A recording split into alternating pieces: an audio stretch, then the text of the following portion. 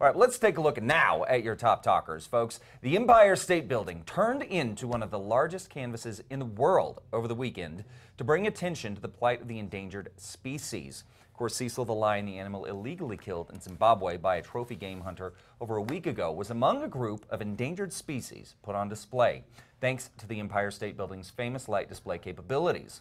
Other animals included a snow leopard, tigers, lemurs, along with various snakes, birds, and sea creatures. The spectacle was staged to promote the documentary Racing Extinction, a production of the Oceanic Preservation Society and the Discovery Channel. The feat was accomplished with some 40 projectors displaying the animals moving across the south side of the Empire State Building. It was a first for the landmark, which typically lights up static displays and, of course, hosts occasional light shows for holidays, special occasions. We all remember at the end of Sleepless in Seattle, the big heart at the end. The OPS Facebook page says that the event was organized in memory of Cecil and, of course, to promote the upcoming documentary. The project cost an estimated $1 million, according to the New York Times. That is so incredible. Yeah, and of course, you know, bringing awareness, obviously, this has been on the forefront. There is now more information that yet another trophy hunter is looked at for killing another animal in Zimbabwe. You know, these are protected animals. They are committing, you know, crimes. Zimbabwe is now trying to extradite that doctor. They're looking for him here.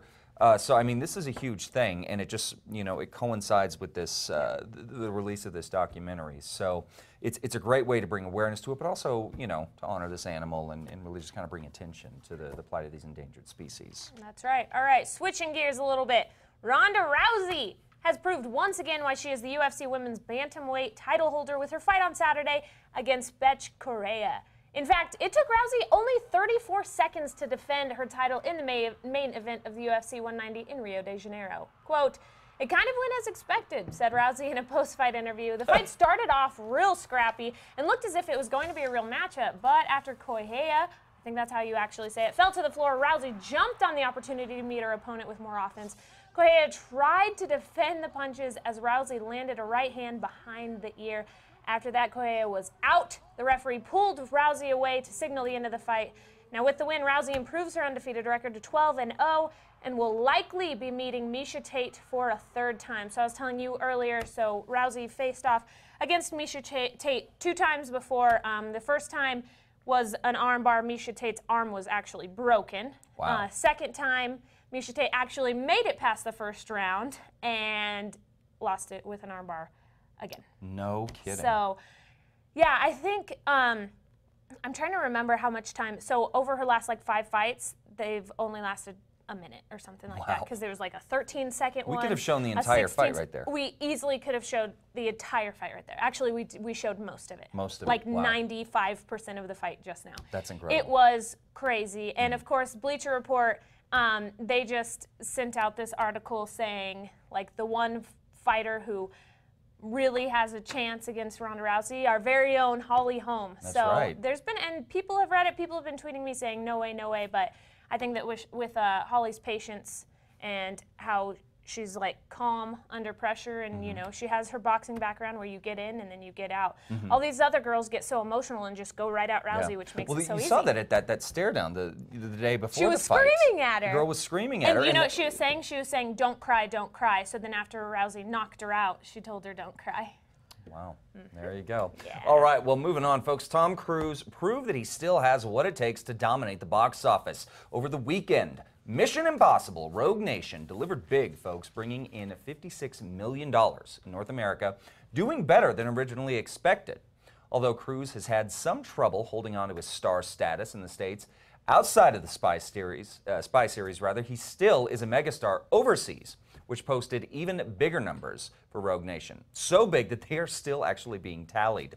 The film has been receiving critical acclaim and boasts an A cinema score. Now, unfortunately, the other big opener this weekend, Vacation, my favorite, didn't fare as well. Brought in $21.2 million, falling short of its projected $30 million take for the long weekend release. Of course, it hit theaters last Wednesday. The movie stars Ed Helms as Rusty Griswold, looking to bring his family together in the grandest of Griswold family traditions, a road trip to Wally World.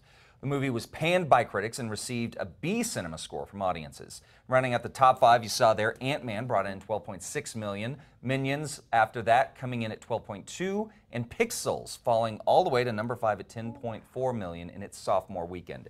So Vacation, my quick review of Vacation, Yes. It is very funny, very funny. It is raunchy. Okay.